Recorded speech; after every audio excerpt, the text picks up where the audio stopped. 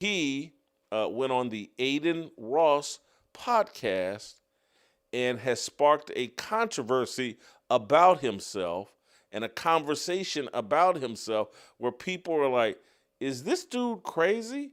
What's he doing clowning around with Adin Ross? What's he doing? Why is he inviting controversy into his life? Then you have the whole situation with his brother being potentially involved in the car theft of some Los Angeles Lakers player. Puka Nacua's brother arrested, accused of stealing car belonging to some Los Angeles Lakers rookie player. I'm not sure what that's all about, if it's kind of shrouded in a little bit of mystery, or whether the kid, Puka Nacua's brother, thought he had permission or whatever. But there's a lot of conversation and a lot of controversy swirling around Puka Nacua, and the biggest one seems to be his appearance on Adin Ross's stream. Adin Ross is some popular streamer who was teaching or clowning around with Puka and saying, hey, I'm going to teach you how to do a Jewish celebration dance when you score your next touchdown. Let's play shot number one. Throw the ball, spin it, flex, then look and go like this.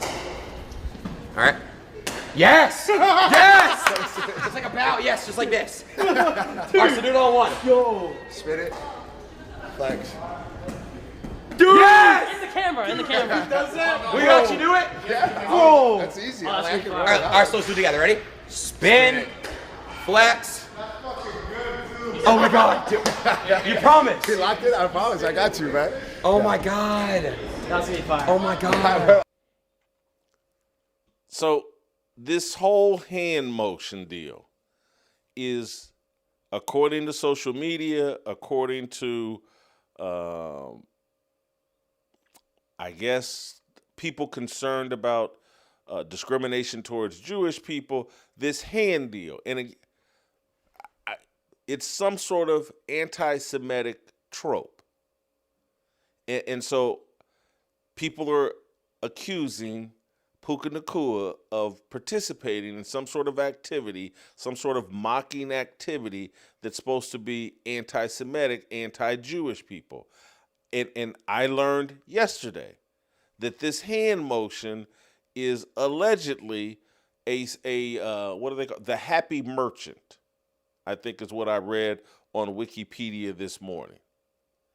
And so this entire conversation swirling around Puka Nacua is he allegedly practiced doing something and was videotaped doing something that's anti-Semitic. Here's what's interesting. The person begging him, imploring him to do this, and the person filming this is a Jewish person by the name of Adin Ross. And I apologize for being 58 years old and not really tracking and following who Adin Ross is Adin Ross, and I'm asking sincerely, is he the guy, did he tape something with Donald Trump at the White House? I'm getting a nodded head yes. And so that he's a popular streamer, and He has massive influence with young people. massive influence with young people, I'm being told by Luke. No influence with old people like me. We don't know who he is. I do know, I remember hearing something about him doing something with Donald Trump at the White House. And it seems like maybe he's done, but a streamer is different than a podcaster. Is that right? Correct. Yeah, a streamer and podcast are two different things. Anything that happens on the internet, I kind of consider, and this isn't me playing dumb, this is just me telling you what I think, that I think most people over about 45 years old can't distinguish between a podcaster and a streamer. And it may take days of explanation for me to know the difference between a podcaster and a streamer, but allegedly there's a major difference. And Adin Ross, give me a couple of other names of popular. Is I Show Speed, Kai Cenat, I Show Speed, Neon. These are popular streamers. And I'm sorry for people, Whitlock's just playing dumb. Oh, he surely must know the difference between a streamer and a podcaster. I don't. The only thing I do streamers play video games while they're talking? Is that the difference between the streamer? Yeah, it seems like a lot of streamers seem to be involved with video games while they're talking or what. I don't know. But Adin Ross has a lot of influence and a massive following with young people. Would he be considered? Again, Adin Ross is probably into humor more than anything else. He's not because Nick Fuentes has a lot of influence with young people, but Nick Fuentes hosts a podcast. He's not considered a streamer. And he's got like a clear political point of view where Adin Ross just kind of seems to be just humor and, hey, here I am doing cool stuff. And here I want you to buy this game or he makes things popular. Maybe that's how I would describe Adin Ross. But here's what I find interesting is Adin Ross is Jewish. He's talking Puka Nacua into doing this anti-Semitic trope, but all the uproar is directed towards Puka Nacua, and he must apologize. And I don't hear people demanding that Adin Ross apologize and that he be canceled or that he face some sort of consequences.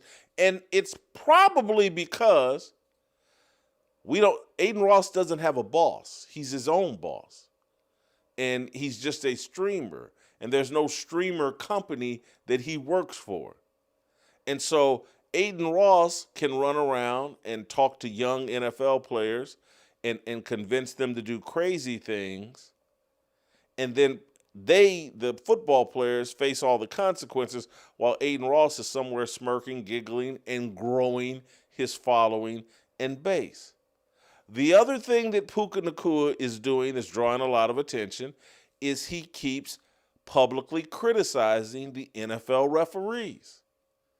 And that seems to be drawing a lot of attention, some consternation, people being upset. How dare Puka Nacua question the referees? And so immediately after this game last night that the Los Angeles Rams lost 38-37, Puka Nacua tweets out more criticism of NFL refs immediately after the game. Can you say I was wrong? Appreciate you, Stripes, for your contribution. LOL. This is immediately after the game, after people were already upset with Puka Nacua for trolling the refs and talking about the refs. He immediately goes back to it. He deletes it. Sean McVay is caught off guard, the head coach of the Los Angeles Rams, about Puka Nacua and what he was tweeting after the game. He's having to address Puka Nacua and the controversy about the Happy Merchant dance that I'm telling you, and I apologize for this. I had never heard of the Happy Merchant dance until this morning, last night, when I'm having to research this. And I don't think most people in America don't know what the Happy Merchant dance is. This isn't stupidity. This is just my reality. When I saw the hand deal, the first thing, and I wish I tweeted this out, guys. See if you can pull up my tweet. When I saw the hand deal, I thought of the meme that's popular over social media. There's a black guy, and I don't know, he's not famous or whatever, but there's a black dude that's hiding behind a tree with his hands clasped, and he's looking out with anticipation. That's what I thought they were doing, or that's what I thought it signified. Something that's very commonplace and popular over social media. People use it all the time over Twitter to make some point. Someone's waiting in anticipation because they're about to strike or they're about to take advantage of whatever controversy it is. In joking with friends or before some meal, making a fat joke about myself, I would do this type of hand signal with my lips like that. Like, man, I can't wait to dig into all this food. Call me an idiot, and I am an idiot, but that's what I thought of when thinking about Puka Nacua and this deal. Those were my initial thoughts. It had to be explained to me that this is some sort of anti-Semitic trope. And that if he had done this in an NFL game, in my mind, let's say there's 70,000 people in the stadium, I would think 15 of them would go, oh man, that's an anti-Semitic trope.